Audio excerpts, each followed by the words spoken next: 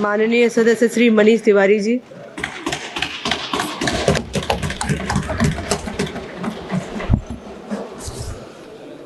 सभापति महोदय,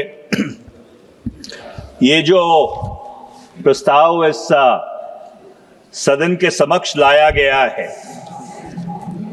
इसका जो सार है वो अंग्रेजी के एक वाक्य में समाया हुआ है, और वो वाक्य ये है कि लोकतंत्र में the government has its way but the opposition must have it's से।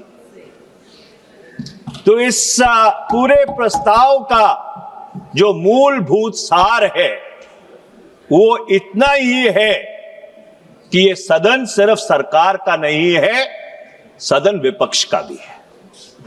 और आज बहुत दुखद मन से सामूहिक विपक्ष के प्रति की तरफ से जो ये प्रस्ताव लाया गया है, ये कोई व्यक्ति विशेष के खिलाफ नहीं है।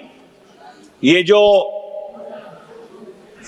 संसद की प्रणाली है, जो ये एक संस्था है, जो लोकतंत्र का सर्वोच्च मंदिर है, वो एक सुचारू ढंग से चले, जिससे कि ये लोकतंत्र और सुदृढ़ हो सके और मजबूत हो सके, और जिस कार्य के लिए हम लोगों को यहां पे लोगों ने चुन के भेजा है, वो कार्य सही ढंग से संपन्न हो सके। इस प्रस्ताव के बिंदुओं पे आने से पहले कुछ बुनियादी बातें मैं इस सदन के समक्ष रखना चाहता हूं। अगर आप भारत के संविधान की जो धारा 93 है उसको अपने संज्ञान में लीजिए। धारा 93 ये कहती है कि the speaker and deputy speaker of the house of the people. अब इसमें जो संविधान के निर्माता हैं, उन्होंने जिस शब्दावली का प्रयोग किया है वो बहुत ही अद्भुत है। वो कहते हैं the house of the people shall as soon as may be choose 2 members of the house to be respectively speaker and deputy speaker thereof. सभापति महोदय, संविधान के निर्माताओं ने शब्द का प्रयोग बहुत ध्यान से किया है। अध्यक्ष और उपाध्यक्ष के चयन की बात की है, चुनाव की बात नहीं की। ये दूसरी बात है कि जब रूल्स ऑफ प्रोसीजर बने इस हाउस के, तो रूल 5 और 7 के तहत हमने, रूल 7 और 8 के तहत हमने उसको चुनाव में परिवर्तित कर दिया। पर जो संविधान के निर्माता थे, उनकी ये मंशा थी कि the speaker and the deputy speaker should be chosen, and the reason why the word chosen was used was that the speaker and the deputy speaker should command the respect of the widest section of the house। और उसमें कुछ बातें implied थी, objectivity, impartiality, सभी को एक ही तरीके से देखना, ये चीजें उसमें इंप्लाइड थी। और जब धारा 94 के ऊपर संविधान में बहस हुई तो बड़ी प्रोफॉर्मा बहस हुई थी, और बहस इस बात पे थी कि अगर किसी कारणवश स्पीकर को या अध्यक्ष को अपना इस्तीफा देना पड़ गया तो क्या इस्तीफा उसको राष्ट्रपति को देना चाहिए कि उपाध्यक्ष को देना चाहिए। कामत साहब जो संविधान सभा के सदस्य थे, वो एक प्रस्ताव लेके आए थे कि जब अध्यक्ष को इस्तीफा देना है तो उनको राष्ट्रपति को देना चाहिए। उस प्रस्ताव को खारिज कर दिया गया।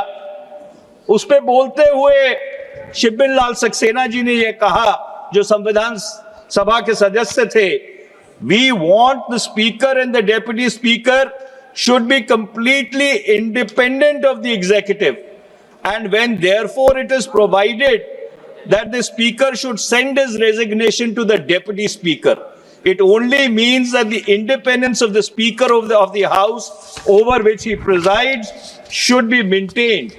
If he sends it to the president, it means he sends it to the executive. It is a very healthy principle that the speaker and the deputy speaker should be completely independent of the executive. और फिर बाबा साहब भीमराव अंबेडकर जी ने उस प्रस्ताव को खारिज कर दिया। अब ये अजीब विडंबना है, अगर किसी कारणवश अध्यक्ष जी को इस्तीफा देना पड़ जाए तो वो इस्तीफा किसको देंगे? क्योंकि जिस व्यक्ति को, जिस संस्था को उन्होंने इस्तीफा देना है, आपने पिछले 6 वर्ष से तो उसको चिन्हित ही नहीं किया। संविधान में साफ तौर पे यह लिखा गया है कि there shall be, not may be, there shall be a speaker and a deputy speaker. Deputy speaker को एक संवैधानिक दर्जा दिया गया है और पिछले 6 वर्ष से इस सदन में सरकार की तरफ से कोई जवाब नहीं है कि वो डेप्यूटी स्पीकर क्यों नहीं बनाया गया। तो इसलिए अगर संविधान की मर्यादाओं का इस तरह से खिलवाड़ होगा तो फिर इसका बड़ा नकारात्मक असर संवैधानिक प्रणाली पे ऊपर पड़ेगा। सभापति महोदय, बहुत जिम्मेदारी से मैं ये बात कहना चाहता हूं कि अगर आप भारत के संविधान को अपने संज्ञान में ले तो अध्यक्ष या उपाध्यक्ष को कोई विशेष दर्जा नहीं दिया गया। संविधान ने या संविधान की धाराओं ने ना अध्यक्ष को ना उपाध्यक्ष को कोई विशेष दर्जा दिया है।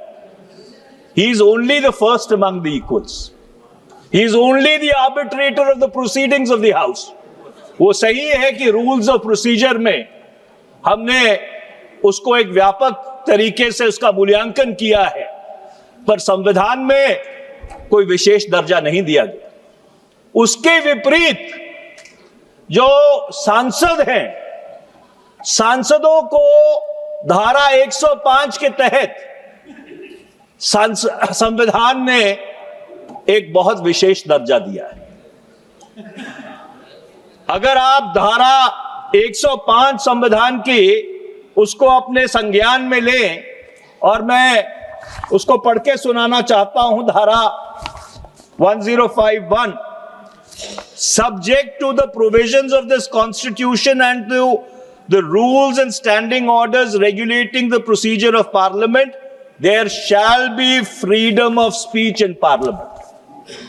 अब मैं अपने आप से पूछना चाहता हूं कि अगर सांसदों को संविधान सभा विशेष दर्जा नहीं देना चाहती थी तो धारा 19 तो थी संसद में, संविधान में, धारा 105 लाने की क्या जरूरत थी? और क्या जो रूल्स ऑफ प्रोसीजर हैं या स्टैंडिंग ऑर्डर्स हैं या डायरेक्शंस हैं, वो क्या जो एक संवैधानिक आजादी दी गई है उसको कम कर सकते हैं? और इसका जवाब बड़ा सीधा है कि नहीं कर सकते। The only reason why that freedom of speech and expression is subject to rules and standing orders was because the framers of the Constitution were very clear that there should be some minimum guardrails.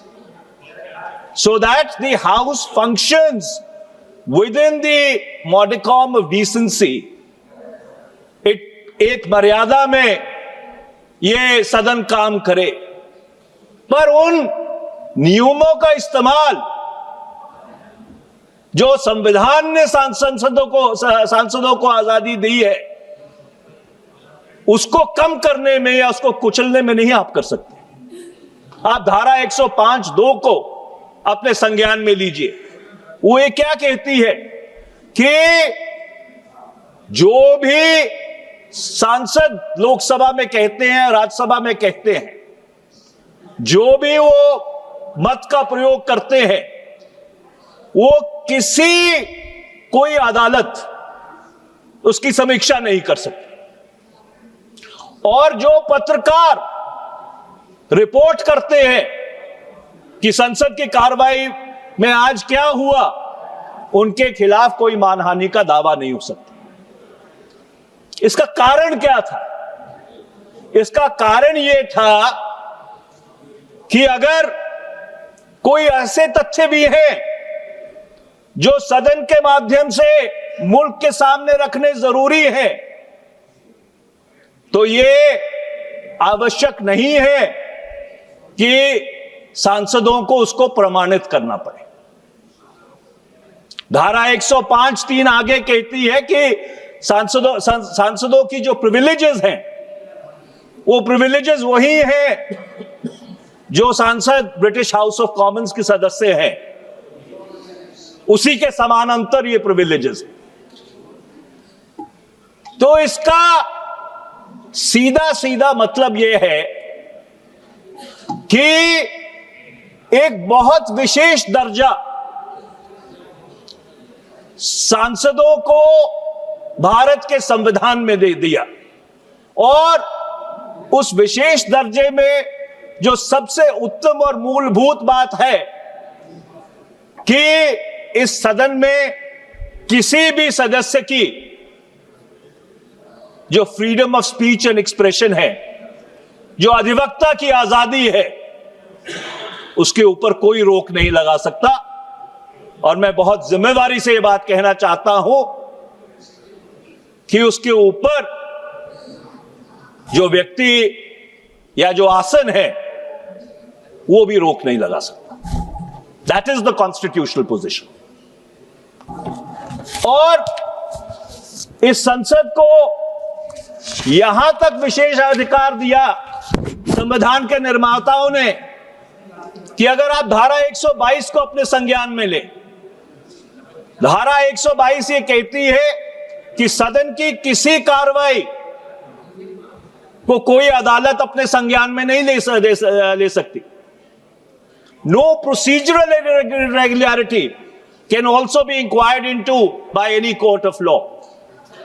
ये अख्तियार सदन ने, संविधान ने न्यायपालिका को भी नहीं दिया।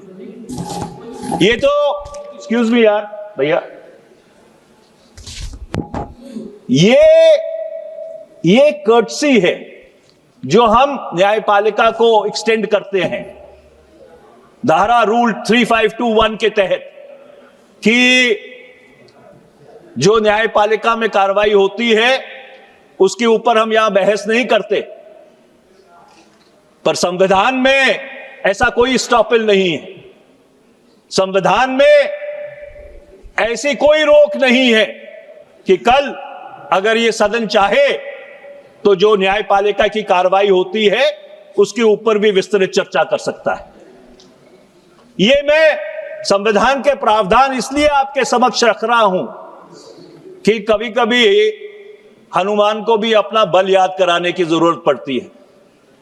तो इस संसद को और सांसदों को जो संविधान ने अख्तियार दिए हैं वो उनके जहन में रहने चाहिए। और मैं फिर एक बात कहना चाहता हूं, the biggest liberty which has been given to every member of parliament, in addition to the liberty given under Article 19 of the Constitution of India, is the absolute freedom of speech and expression in this house, which cannot be constrained by the rules of procedure and conduct of business. The rules of procedure and conduct of business are to facilitate that freedom of expression and not to constrict it. अब मैं जो ये प्रस्ताव है इसके बिंदुओं पे आता हूं। देखिए, जब राष्ट्रपति के अभिभाषण के ऊपर, धन्यवाद प्रस्ताव के ऊपर बहस हो रही थी, तो नेता प्रतिपक्ष अपनी बात रखने के लिए खड़े हुए। नेता प्रतिपक्ष ने एक रसाले से कोट करना शुरू किया। That magazine that he was quoting, that is a published magazine. It is in the public space. It is available even now. And the contents of that magazine or that story have not been controverted by the government till now. The article has not been withdrawn by that publication till now. So something which is published, which is in the public domain, which is still available in the public domain, I find it incredible that the leader of opposition is not allowed to read from that magazine. ये किस तरह का लोकतंत्र है? काल्पनिक बात बना ली कि कोई पुस्तक छपी नहीं। नेता प्रतिपक्ष किसी पुस्तक से थोड़ी कोट कर रहे थे, वो तो एक छपे हुए रसाले के जो आर्टिकल था उसके अंश पढ़ के सुनाना चाह रहे थे। उसके ऊपर इतनी आपत्ति कही नहीं Anurag ji, when you have your say, when you get a chance, you can always rebut it. But in my understanding, reading from what is available in the public space or not allowing the leader of opposition to read from what is there in the public space is a constriction on the freedom of speech and expression of the leader of opposition. And I say it with the fullest sense of responsibility. अब मैं नेता विपक्ष के ऊपर आता हूं। देखिए, जो salaries and allowances of LOP act 1977 है, उसने नेता प्रतिपक्ष को एक स्टैट्यूटरी दर्जा दिया और इसका मतलब यह है कि among the opposition the leader of opposition is Primus inter Paris. He is the first among equals.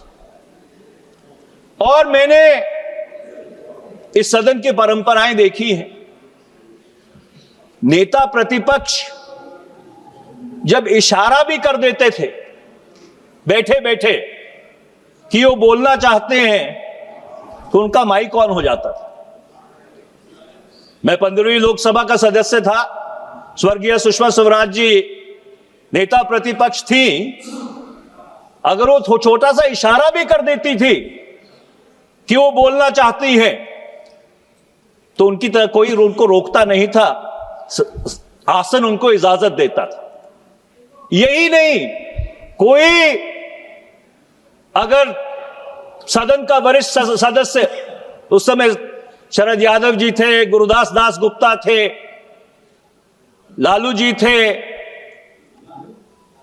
बाकी वरिष्ठ सदस्य थे, अगर वो बोलना चाहते थे उनको पूरी आजादी दी जाती थी।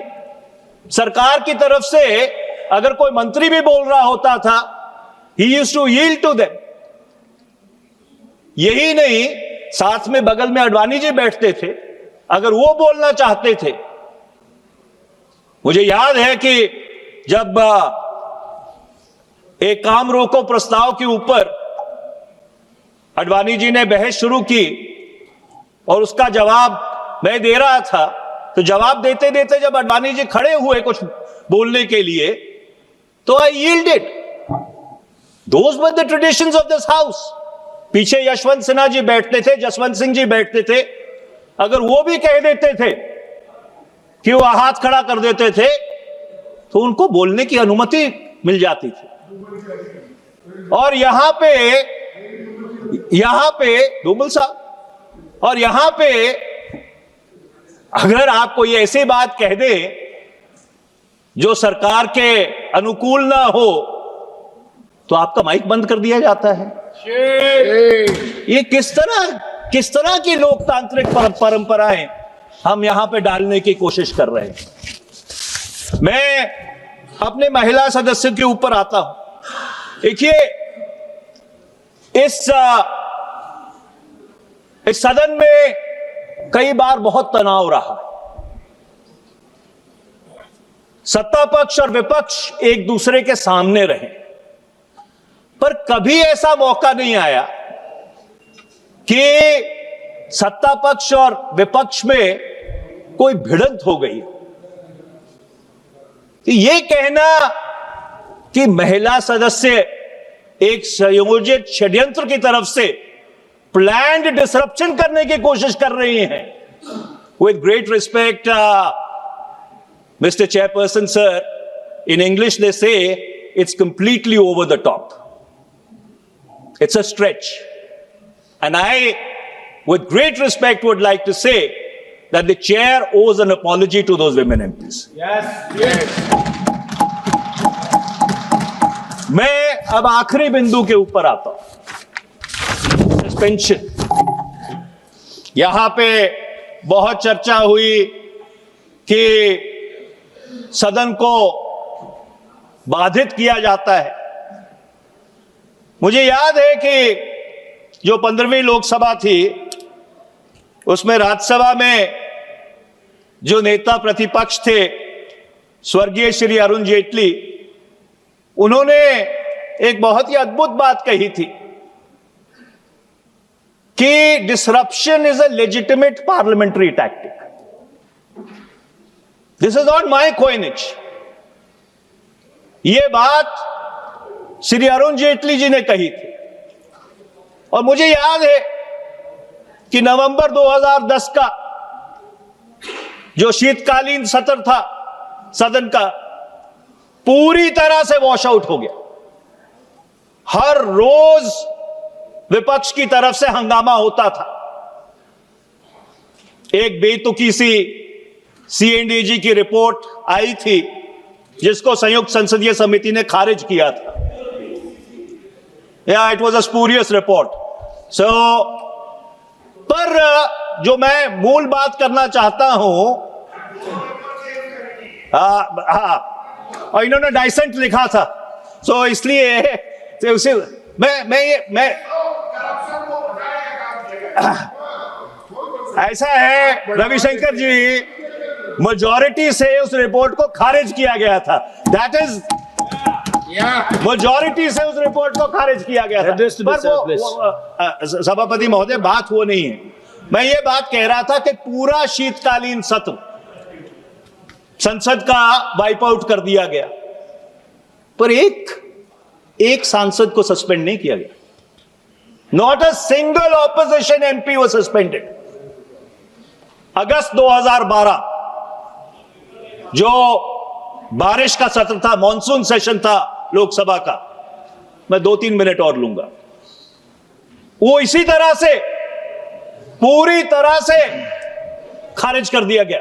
It was not allowed to function for a single day. एक भी सांसद को लंबित नहीं किया गया, सस्पेंड नहीं किया गया। Those were the traditions of this house. ऐसा है, वो कितनी मर्यादा थी मैं भी जानता हूं। मोनीश जी, आप you are senior member of the house. Suspend करने का जो निर्णय होता है ये सदन लेता है, कोई सभापति सस्पेंड करने का निर्णय नहीं लेता है। You please go. In fact, Mr. Chairperson, sir, you are reinforcing my point. The Treasury benches never moved a resolution to suspend even a single MP. You've actually reinforced my point. I must thank you for that. आपका बहुत बहुत धन्यवाद। आपका बहुत बहुत धन्यवाद। You've reinforced my point. अब मैं और विडंबना ये है सुनिए, प्लीज प्लीज प्लीज प्लीज। ऐसा है आप उस समय सदन में नहीं थे, जो उस समय सदन में होता था हम लोग उसके जश्न में गवाह हैं। तो इसलिए मेरे को ये समझाने की कोशिश मत कीजिए कि आपके सांसद क्या करते थे और क्या नहीं करते थे। If you want to go into that, we can go into that in some great detail. Mr. Chairperson sir, I am concluding. Last session first sitting में जब सस्पेंड किया, मैं शहर में था, सभा ने प्रस्ताव किया, सभा के प्रस्ताव पारित हुआ। लास्ट के 2010 का मैं नहीं बोल रहा, सभा की तरफ से प्रस्ताव नहीं आता, सरकार की तरफ से प्रस्ताव आता है। सभा की तरफ से प्रस्ताव नहीं आता, सरकार की तरफ से प्रस्ताव आता है, इसमें फर्क है। There is a difference between the two. सभा ने इसको पारित किया है। There is a difference between the two. पारित करता है। ओके, यू गो नहीं। Okay, you go through. मैं आपको एक और बात बताना चाहता हूं। 13 दिसंबर 2023 को इस सदन में एक बहुत दुर्भाग्यपूर्ण घटना हुई और कुछ ऐसे अराजक तत्व, मैं तो यहां तक कहूंगा आतंकवादी तत्व वहां सदन में घुस आए और हमारे एक सदस्य जो पंजाब से है, इस सदन के भी सदस्य हैं, गुरजीत सिंह औजला, उन्होंने जाके, जिन्होंने पंजाबी कहते हैं, उन्होंने जफ्फा पा के सिट लिया और उसके बाद जब हमने सरकार से स्टेटमेंट मांगा था, डिस्कशन भी नहीं मांगा था, स्टेटमेंट मांगा था कि इतना बड़ा सिक्योरिटी ब्रीच कैसे हो गया, आपने सारे सामूहिक विपक्ष को उठा के बाहर फेंक दिया। The entire opposition was suspended. What kind of democratic traditions are these? And today that man who actually saved this house the other day, he's sitting on the steps outside suspended. I think we should hang our heads in shame. Please conclude. Ultimately, let me conclude by saying, Mr. Chairperson, sir, it is unfortunate that there has been no discussion on critical national and international issues. Questions are routinely disallowed at the threshold. Adjournment motions and Rule 193 discussions are disallowed. And हमारी पीड़ा क्या है? जो पहली लोकसभा थी 1952 से लेकर 57 तक, वो 135 दिन चली थी। जो 17वीं लोकसभा थी वो सिर्फ 55 दिन चली थी। From 135 days we have come down to 55 days, and therefore, Mr. Chairperson sir, let me once again reiterate, this resolution is not against any person. We hold the incumbent of the chair that you sit on in the highest respect. This is about correcting the institutional functioning of this house, जिससे कि जो सर्वोच्च मंदिर है भारत के लोकतंत्र का, वो सुचारू रूप से वो काम करता रहे, जिसके लिए लोगों ने उनको चुन के भेजा है। आपने समय दिया, आपका बहुत बहुत धन्यवाद।